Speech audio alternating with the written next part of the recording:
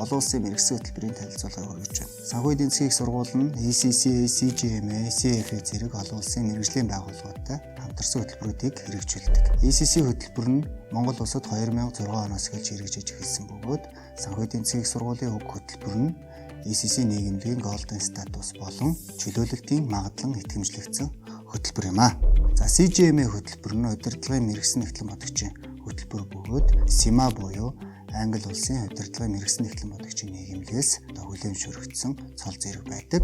За энэ хөтөлбөрийг Монгол улсад 2015 оноос санхүү эдийн засгийн их сургууль хэрэгжүүлж ирсэн бөгөөд аль бие усны сургалтын түнш байгууллага юм. За CGMA хөтөлбөртэй холбоотой Finance Leadership буюу санхүүгийн манлайллын хөтөлбөрийг санхүү эдийн засгийн их сургууль 2022 оноос хэрэгжүүлж байна. Уг хөтөлбөрийг хэрэгжүүлснээр тухайн олон улсын мэргэжлийн зэргийг эзэмших шаардлагатай 16 шалгалтын 14 шалгалтаас нь чөлөөлөгдөх боломжийг оюутнууд маань олж авах боломжтой юм а. За CFA хөтөлбөрийн хувьд мэргэжсэн хөрөнгө оруулалтын шинжээчийн цол зэрэг олгодог хөтөлбөр бөгөөд санхүү эдийн засгийн их сургуулийн бакалаврын хөтөлбөр нь 2014 онд affiliated хөтөлбөр болсон бөгөөд санхүү эдийн засгийн их сургуулийн CFA магистрийн хөтөлбөр нь 2021 оноос CFA нийгэмлэгийн хүлээмжшөрөгдсөн хөтөлбөр болсон юм а.